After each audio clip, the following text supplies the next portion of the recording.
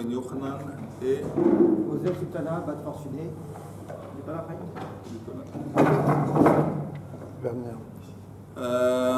Ok. On est après Daled Amoud Aleph.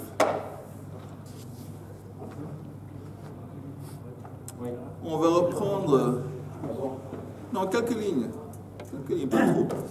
À peu près 6-7 lignes d'en haut de la page. Je n'ai pas compris la différence entre un mita carré et un mita rectangulaire. Non, c'est pas un mita, c'est disons, c'est comme un siège ambulant, et c'est un carré.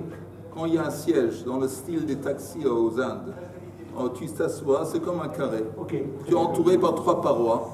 Et la paroi devant, elle est ouverte pour te permettre de rentrer et de t'asseoir. Ça, c'est le carré. Ça s'appelle cathédrale. À part ça, il y a le rectangle. J'ai dédié, tu vas rajouter... Shimon ben Ken. Aussi, Gamli, le Nishmat.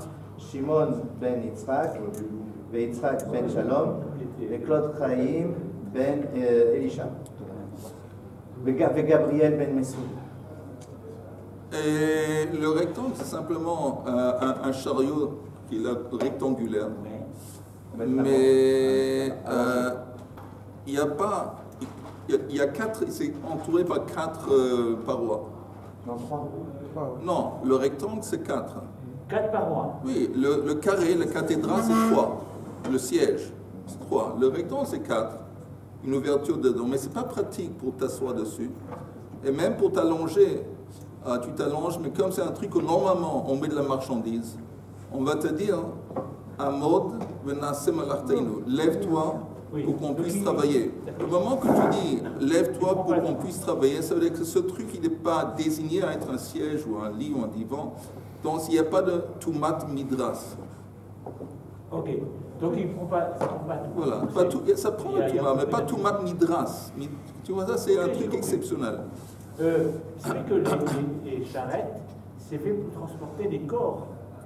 Entre autres, mais c'est un peu, comme on dit, morbide de parler des corps comme ça. Oui, on peut transporter. Tu sais, après avoir parlé des toilettes. Mais en attendant, on fait 2-3 lignes de Chazara, les 7 lignes ou 8 lignes d'en haut de la page, Tanura Banan. Midras Kli Cheres Tahor. Ça veut dire un siège qui est fait de Cheres, qui est fait d'argile. Même s'il est midras, en le sens, même si quelqu'un, un zav ou une ida, s'assoit dessus, il est insensible à la touma. Il n'y a pas de touma. Pourquoi c'est comme ça? Regardez, on l'a vu ça hier, il me semble. Non? Il c'est beaucoup plus en bas de la page, Rashi. Midras kli cheres tahor, sheim yeshev ala bazav, velo naga ba'aviro. Tahor.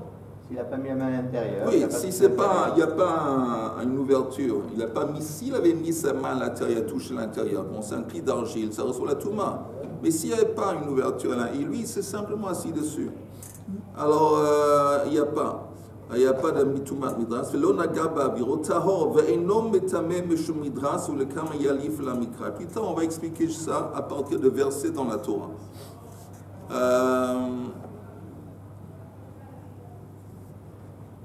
Pardon, enfin, voilà. Rabbi Yossé Omer, Af Hasfina. Alors lui, il dit aussi le bateau. Ça laisse entendre que aussi le bateau est Tahor. Et la Gemara demande Maïka Amar. Pourquoi la question est sur Rabbi Yossé? Qu'est-ce qu'il est en train de dire quand il dit aussi le bateau? Parce que quand on parle de l'ustensile d'argile, il est simplement insensible à Tumat Midras. Mais quand on dit un bateau qui est tahor, on avait dit un bateau qui est insensible à la Touma de tout point de vue, aussi bien Toumat Maga. Donc, il y a aucun, on a du mal à comprendre. C'est quoi? Quand tu dis aussi, c'est comme si tu dis quelque chose qui est lié au sujet précédent. C'est pas vraiment lié au sujet précédent. Nous, on parle d'un ustensile quelconque d'argile. On dit, si il y a un zab ou une ida qui s'assoit dessus, il n'y a pas de Toumat Midras. Rabbi Yossi dit aussi le bateau.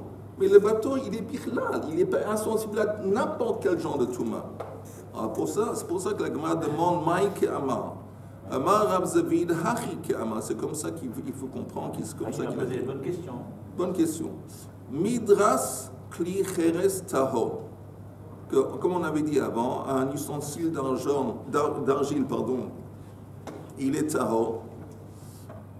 Ou magao tamé. Mais si on le touche à l'intérieur, il faut préciser, si on le touche à l'intérieur, il devient tamé. Tandis que vesfinash el cheres tmea. S'il y avait un bateau qui était fait d'argile, aussi il serait tamé. Il est sensible à la touma. Comme qui Du moment qu'il est d'argile à l'intérieur. Non, disons, il est fait d'argile. On parle pas Complètement. complètement. Alors là, je ne sais pas quel genre de bateau c'est, mais c'est un bateau qui fait d'argile. Alors là, il serait tamé.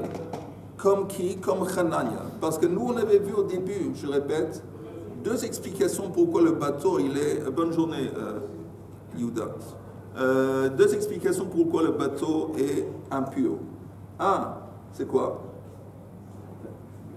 Pourquoi le bateau est impur? On avait vu hier deux explications pourquoi on apprend qu'un bateau il est insensible à la touma. Il ne peut pas devenir tamé. Parce qu'on ne peut pas le transporter. Quand il est dans Voilà, la mer, ça, exactement. On ne peut pas le Dans la mer, transporter. Et on ça, peut c'est pas comme Hanania, qui Oui. dit qu'il y a un lien entre un sac. Quand elle parle d'un sac, elle parle d'autre chose. Et le critère du sac, c'est un truc qu'on peut transporter vide ou plein. Donc, si c'est un truc qui est lourd comme un bateau, on ne peut pas le transporter, il est insensible. Mais dans la Mishnah, on avait vu une autre explication quand il pourquoi est le dans la bateau. mer, dans la haute mer, Parce que, exactement, c'est Il peut écrit pas que prendre le bateau, il est dans la haute mer. Et on avait dit, bon, on sait que les bateaux, ils se trouvent dans la mer. C'est plutôt pour nous enseigner que de la même façon que la mer ne reçoit pas la touma, le bateau non plus. voilà. Mais si tu me dis qu'un sfina, il est tamé, s'il était fait d'argile, il est tamé, alors c'est comme un Hanania. Parce que c'est Hanania qui fait le rapport avec le verset et le sac. Maintenant, dans ce verset qui parle de sac, il y a d'autres éléments qui sont mentionnés. Le bois, le métal. Et ça veut dire que tous les matériaux qui sont mentionnés dans ce verset, ils doivent partager ce critère du sac qui peuvent être transportés plein et vide. Mais l'argile, il ne figure pas dans ce verset. L'argile n'est pas dans ce verset. Ça laisse entendre que l'argile, elle ne partage pas ce critère qu'il faut pouvoir le transporter. Et donc, pour Hanania qui apprend que le bateau, comme il est lourd, on ne peut pas le transporter, il ne reçoit pas. Mais s'il était fait d'argile, oui, il reçoit la touma. Compris? Ça, c'est comme Hanania. Rabbi Yosef Omer, Af Hasfina Tehora que Tanadidan. Tandis que Rabbi Yosef dit, le bateau aussi, il est pur. Même s'il est fait d'argile, il est pur, comme le Tana d'Idan, comme l'auteur de notre Mishnah. Parce que notre Mishnah, justement, il ne parle pas du sac, il parle de la mer. Et là, ça reste. C'est pas important de quoi le bateau il est construit. Un bateau, ça se trouve en mer, et donc il est par définition insensible à la Touma. Comment il s'appelle l'auteur de notre Mishnah? Il n'a pas de nom. Il est monsieur incognito. Non, c'est pas Rabbi Yehuda Nassi? Non, normalement, qui a une star Mishnah, c'est Rabbi Meir. Normalement. Matkif là, de Rav Papa.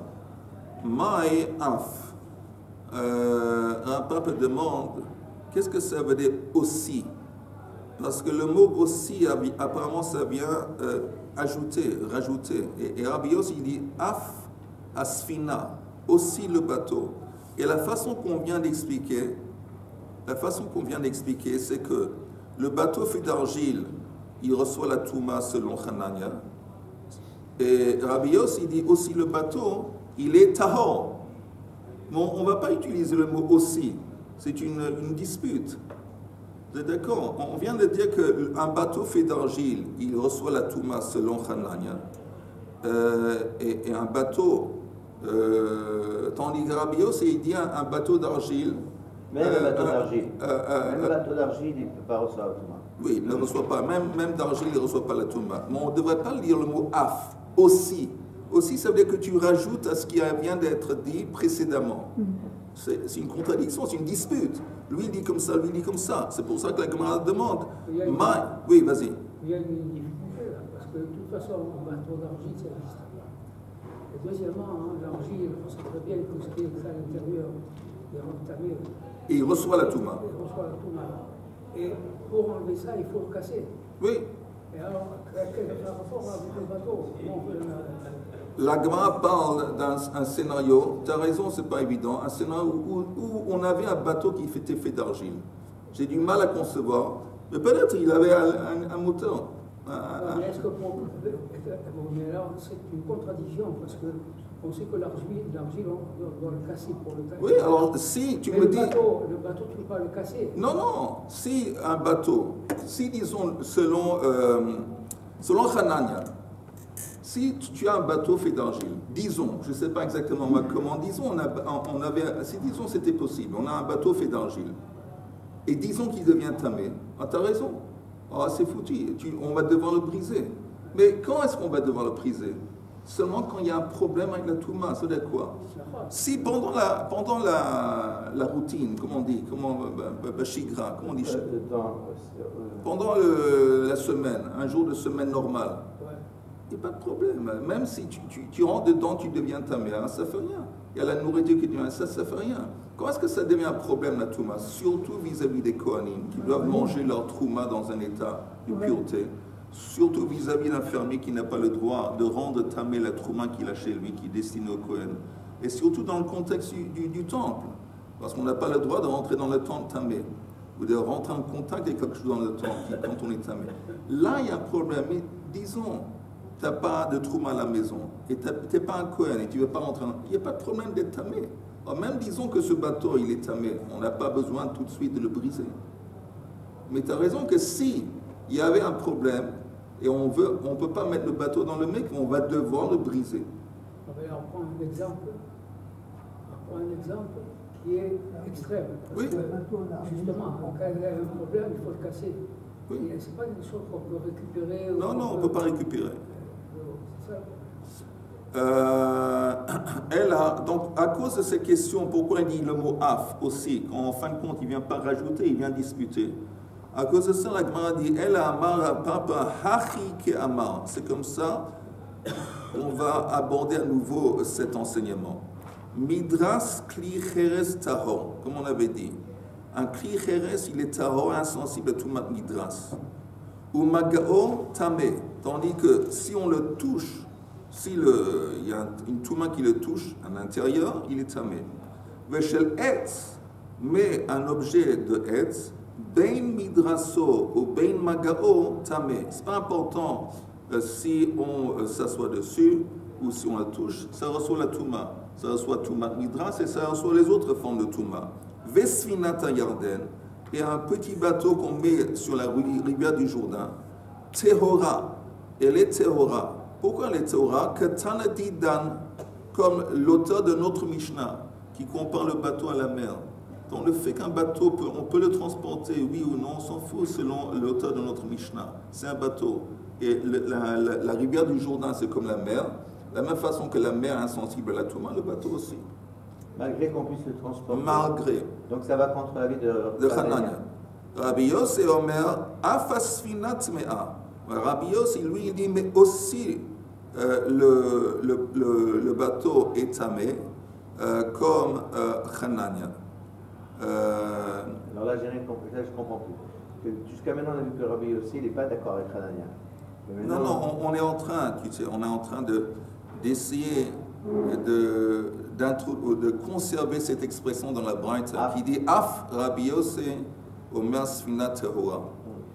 Si tu dis Tehora, il y a un problème. Si tu dis qu'il dit Af Sfina Tmea, ça a un sens. Ça a un sens parce que il se rapporte à ce qu'on avait dit sur un cri cheres ou un cri de bois qui est tamé. Il dit pas seulement ça, c'est tamé, soit sensible à aussi un bateau. Pourquoi? Parce qu'on peut le transporter? Exactement. Comme Rabbi, il dit dans le texte, comme Hanania, comme tu dis, parce qu'on peut le transporter. Afasfinat miaka Hanania. Maintenant, un point. On est arrivé jusque là hier. Oui. Ou midras kli cheres minalan de tahor. Un midras, encore une fois, c'est un siège sur lequel les gens s'assoivent. S'il est fait d'argile, il ne reçoit pas tumat midras. D'où est-ce qu'on apprend ça? Ou midras kli cheres minalan de tahor. Amar Chizkia de Amar Kra, il apporte un verset Chizkia. Ve'ish asher yigar b'mishkavo, c'est écrit dans la Torah, quelqu'un qui va toucher le siège, le divan, le lit, sur lequel le zav s'est assis. C'est écrit Ve'ish asher yigar b'mishkavo, sur son siège ou sur son lit.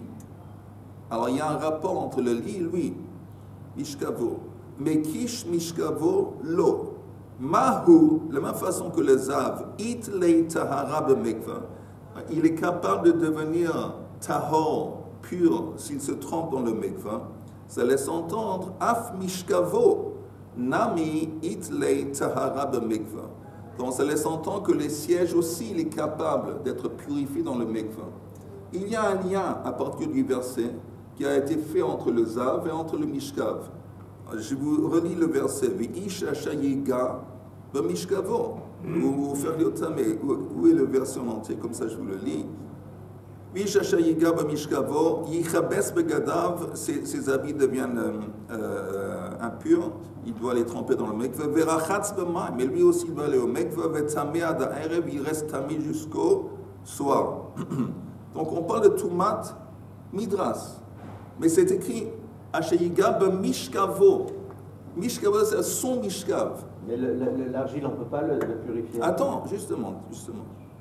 Mishkavo, c'est son midras. De quel point de vue? Donc il y a un lien entre lui et le siège. Quel est le lien que la Torah veut nous en... Quel est le sens de ce lien? La Gemara nous explique. Encore une fois. Mekish, il y a un lien.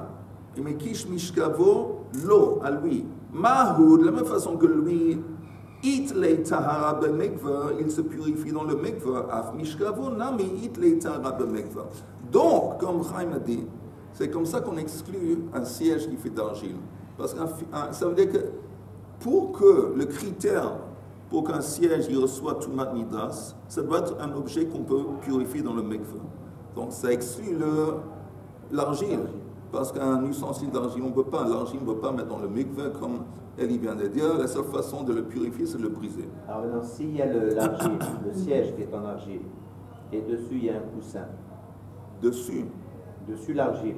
Non, ça ne change rien. Ça change rien. Ça change rien.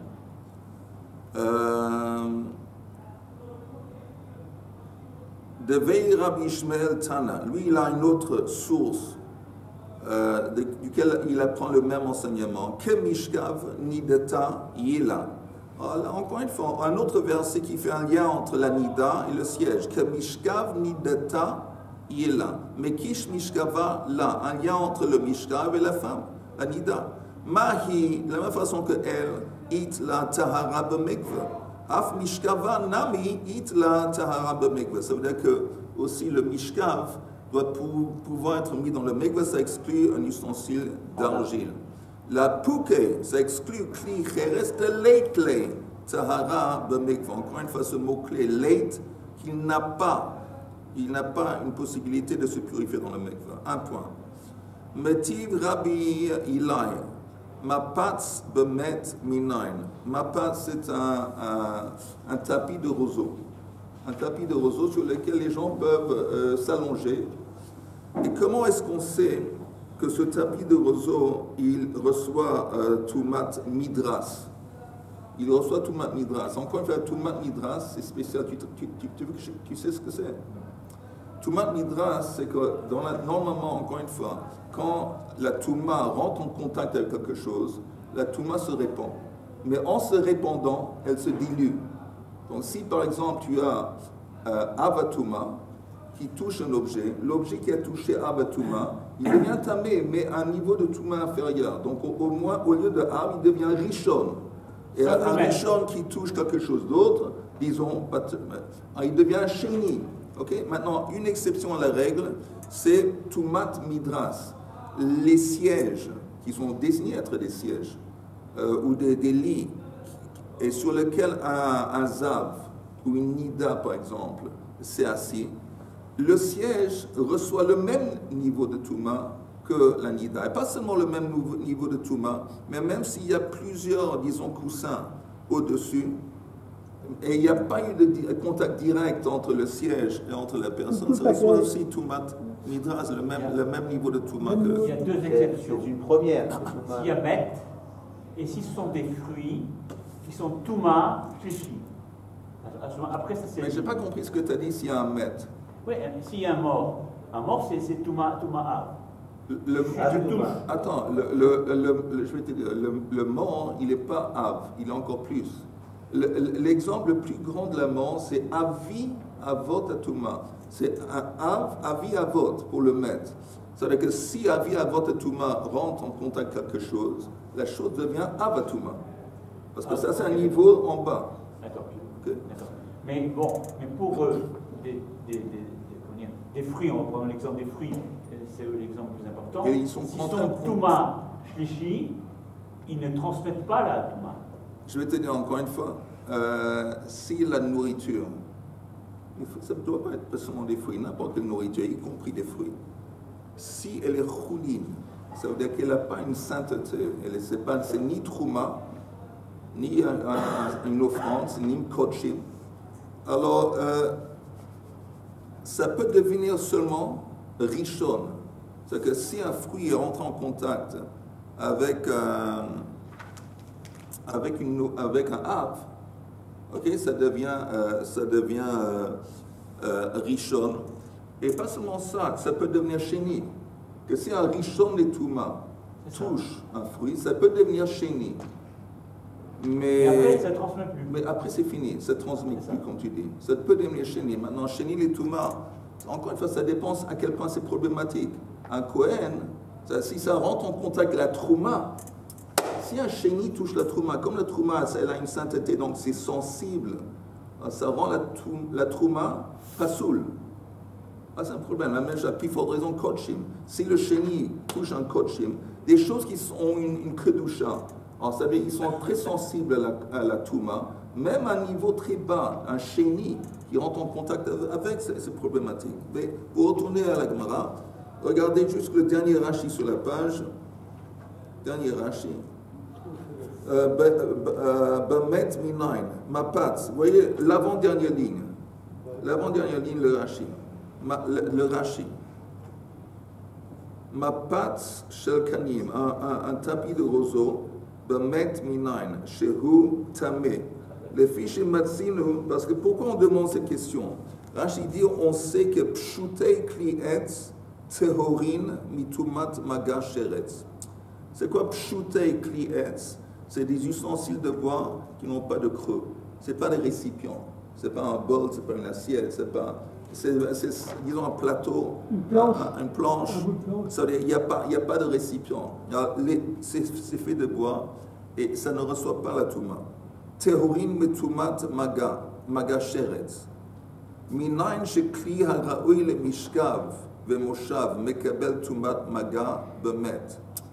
On nous dit encore une fois, et néanmoins, s'il est apte à recevoir tumat midras, ça veut dire qu'il néanmoins, en dépit du fait que c'est pshute klietz, il reçoit la touma. Je répète, on a un principe que pshute klietz ne reçoit pas la touma. Pshute, c'est un morceau simple, un morceau de bois qui est simple, pas shoot. Mais ça veut dire quoi simple? Qu'il n'a pas un creux. Il ne peut pas servir en tant que récipient. Alors, ce genre d'ustensile qui fait de bois, il est insensible à la touma. Maintenant, si on a un morceau de bois qui est fait pour être un siège, il est simple. Un morceau travaillé. Disons justement notre histoire ici, il va servir un tapis de roseau. Il va servir. Dans les Indes, il y a des gens, quand on parlait des Indes dans le cas du taxi ambulant, maintenant on parle encore une fois. Les gens, ils s'étendent sur des nattes de roseau. Le roseau, c'est du bois. Maintenant, c'est destiné à être ou assis dessus ou allongé dessus. Donc ça reçoit Tumat Midras. Si ça reçoit Tumat Midras, en dépit du fait que c'est Pshutei Klietz, ça reçoit la Touma. C'est ça ce qu'on est en train de dire. Il y a aussi peut-être autre chose, c'est qu'on ne peut pas le tremper au mikvé. Non, on peut. Le seul truc qu'on ne peut pas tremper au mikvé, c'est l'argile. Et un éléphant. Et un éléphant. Oui. C'est trop compliqué. Non, ça dépend si c'est une statue, parce que tu as dit les Indes.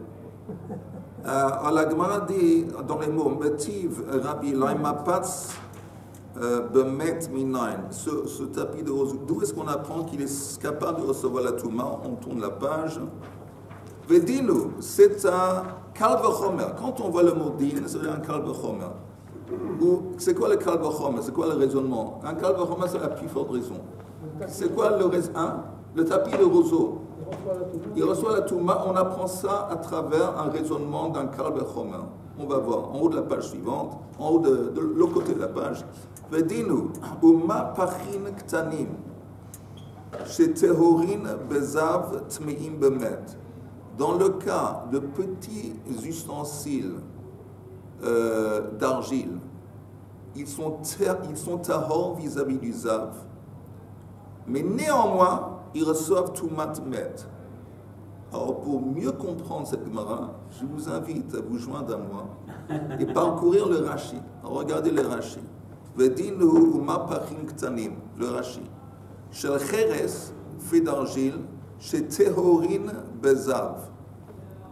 Ils sont tahor vis-à-vis du zav. Chez enan metamin agado beshum tuma. Le zav, il ne peut pas les rendre impurs de n'importe quelle façon. Dès le midras, lo chazu, d'abord, il n'y a pas de tumat midras, parce que c'est des tout petits objets, et personne ne va s'asseoir sur un tout petit objet. Des petits je sais pas quoi, de fioles d'argile, personne ne va s'asseoir dessus, donc il n'y a pas de tumat midras. Ve'od, she'en shel cheres, en plus c'est fait d'argile.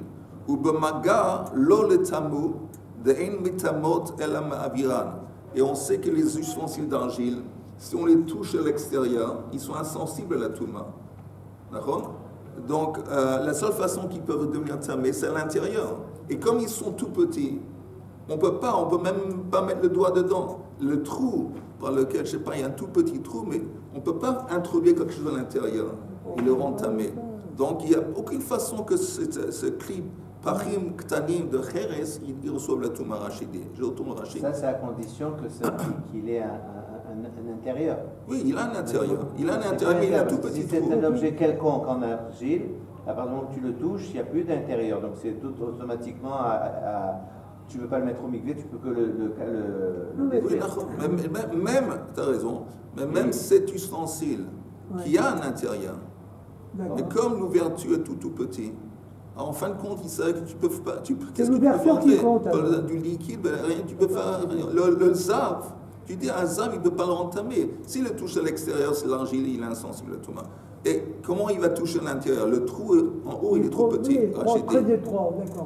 Et là, ma'aviran, ve'ein yechol lachnis etzba'o letochan, mipnei shepihen etzar. Il ne peut pas faire entrer son doigt à l'intérieur, ce zav, parce que l'ouverture est trop petite.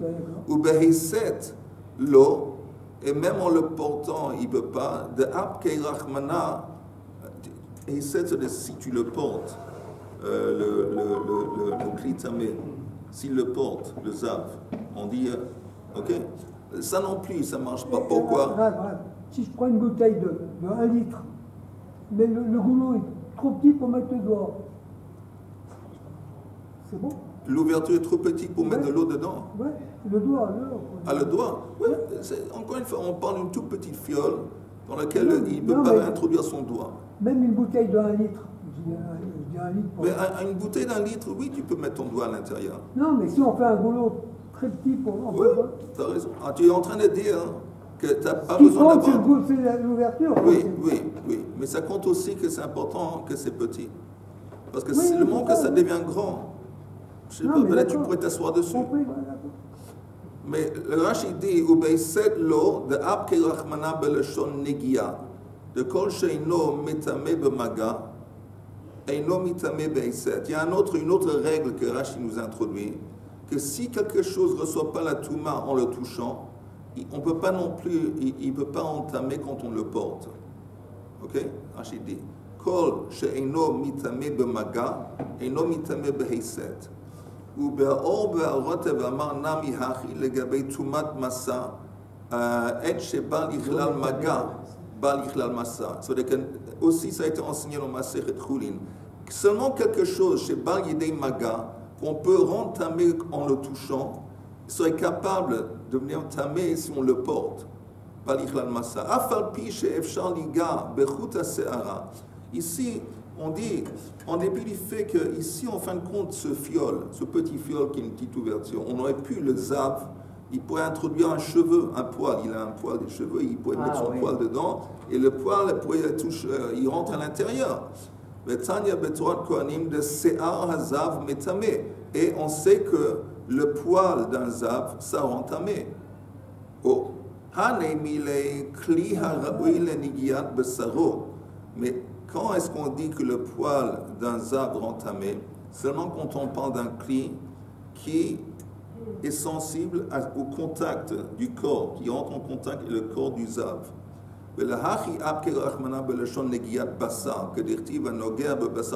Mais ce fiole qui fait d'argile, s'il rentre en contact avec le corps du zav, il est insensible à la touma, et donc le poil on s'en fout aussi. Ok, tout ça c'est le Rashi, mais on retourne au raisonnement du Kal Vachom. Vedinu. Je veux pas retarder le cours, j'ai pas compris le... Ah, très bien, tu sais ce qu'on va faire exceptionnellement? On va finir un Dvar Torah. Parce que c'est tellement difficile de se réfléchir et de penser d'une façon intense pendant plus qu'un quart d'heure, 20 minutes. Un peu de light entertainment. Juste 5 minutes. Pourquoi est-ce que Eliezer, pourquoi est-ce que le critère qu'il utilise pour choisir une femme pour Yitzhak, c'est qu'il va demander à une femme près du puits, donne-moi à boire, et elle ne va pas se contenter de lui donner à boire, elle dit, tu sais quoi, je donne aussi à tes chameaux. Pourquoi ça, c'est le critère par lequel il va choisir la femme pour Yitzhak? Et puis il a forcé les choses. Il a dit, la première que je le rencontre, montre-moi que c'est la bonne. Ok, mais pourquoi ça, c'est le critère? Mais en plus, quand on regarde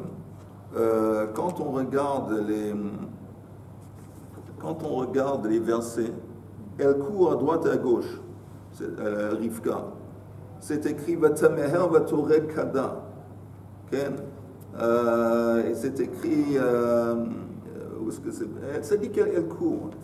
Je m'excuse. Vatarat Sanar. Où est-ce que c'est? Bref, vous me croyez que c'est écrit qu'elle court?